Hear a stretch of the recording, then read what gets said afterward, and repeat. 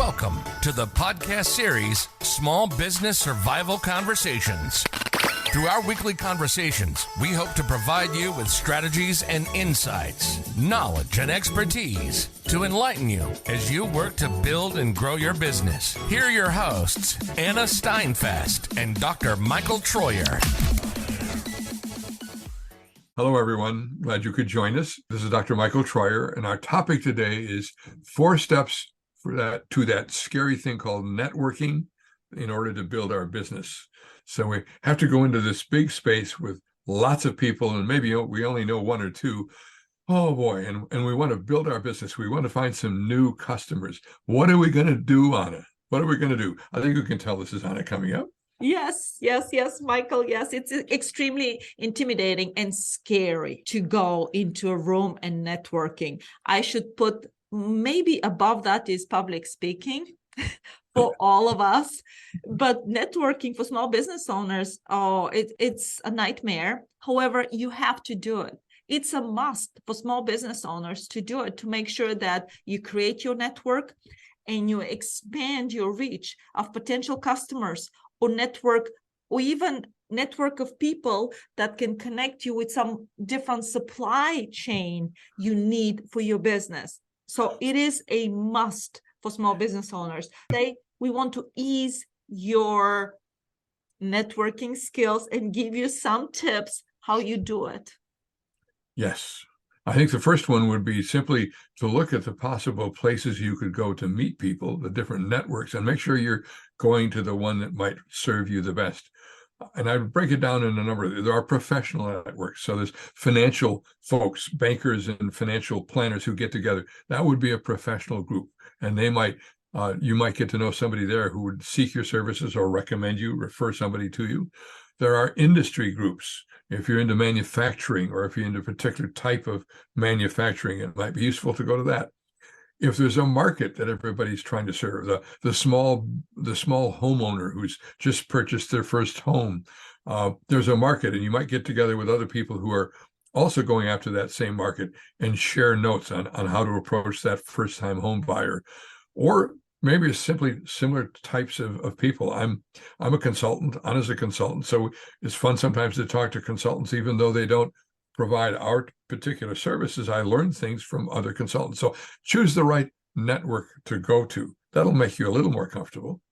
Absolutely. And next thing you have to do is just make sure that you plan ahead on how to utilize your time effectively when you go in. In fact, every time I will walk into a networking event, I will goals in front of me saying, before I leave this event, I will have 5 business cards I will walk out with, or 2 or 3, whatever you feel comfortable. You may start with 1 only, that's it. The next time you will start with 2, but just put a goal in your head and you will say, I will do that before I leave. And let's be honest here, that some of us are what we call extroverts, and we have a passion for what we do, and we can talk almost to anybody, not everybody, but almost anybody. So we walk in wanting to tell others what we do, and we have a business card to hand out, hoping we get one back from them. We still need to think through, how do we effectively tell somebody what we do? What's the tagline we use? What's the pitch we're going to use? That's important for an extrovert, even though they like to talk a lot.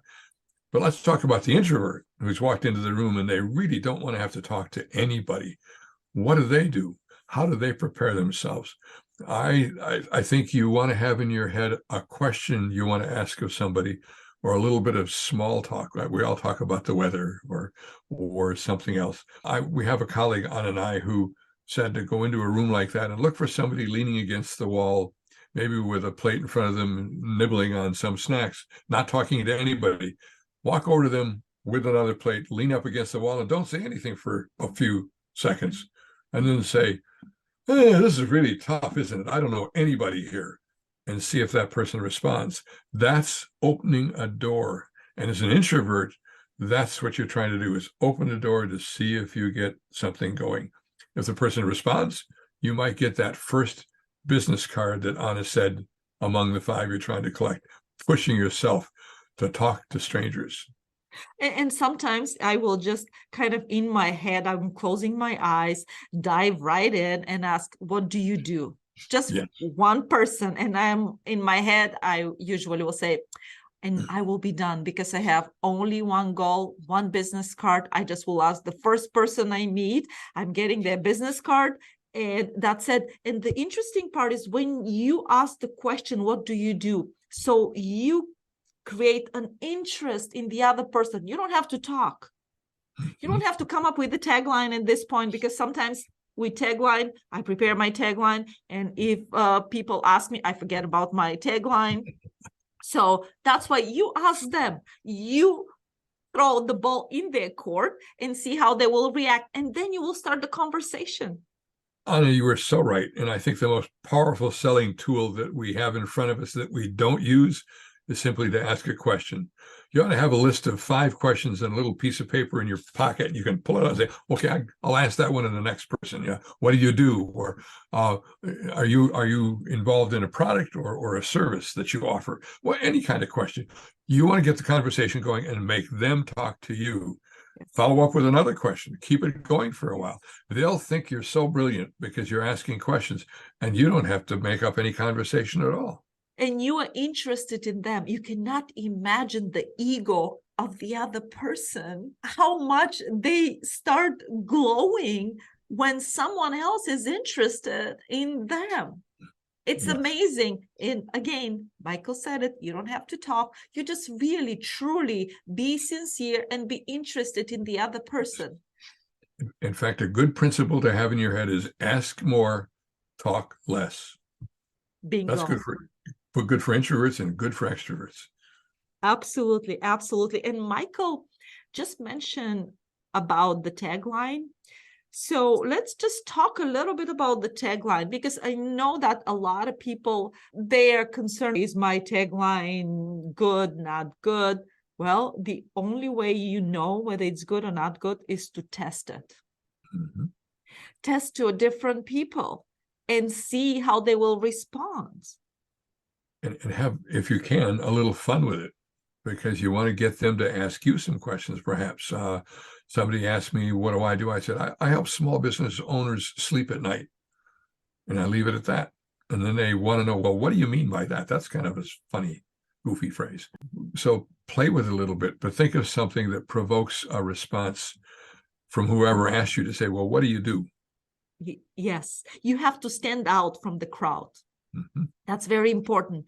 And again, when you're explaining something, if they ask you why, or they want to expand, we want you to make sure that you remember that you have to keep it simple, casual, and clear. Please. Yeah, clear and simple, but let your energy, your passion about it show at the same time. But don't go on too long. Make them ask another question. Yes. Yeah. If you go too long, the other person will be bored and they will forget what exactly you have been talking prior to that. Keep it short, concise, and clear, and stand out from the crowd. Now, let's say that you find that person says, look, could we exchange business cards? And so you hand them yours and you get theirs. Now I'm up to 2 on it. I've got 2 so far. What do you do when you leave the meeting? Very important. You follow up. Yes. And before we continue with the follow-up, Michael, I will give a little trick to some of our listeners. All right. I never carry a business card with me. Oh, I do carry, but I say I don't. And why? Because what is happening is sometimes at networking events, a lot of times all these people have had a lot of business cards and they will pile them up. And maybe after a while, they will put them in the recycling bin. However, I want for you to take their card and tell them, I will send you my information in email or phone call, but preferably email. And Michael said, then you follow up, but you follow up right away. So I read one time that business owners lose 80% of their business from networking events because they do not follow up. 80% of the businesses at the networking events you go to do not follow up. Isn't that sad? Yes. And you probably ought to make a note on their card, because Anna's giving you such a clever way of getting their card. When you step away from them, make a little note on the card, guess for yourself what form of interaction, communication are they most likely to want. If they're a little older, email or a written note. If they're younger, maybe a text message, because there's a phone number on that card, and you just text them and say, nice to meet you, what a pleasure. The younger person is going to respond to that text much more quickly than the email, which gets lost in 1,000 emails. So figure out what's the best way to get back to this person and keep track. If they don't respond with a text message, then use one of the other devices. But as Anna said, follow up. Yes. And follow up after a while, follow up again.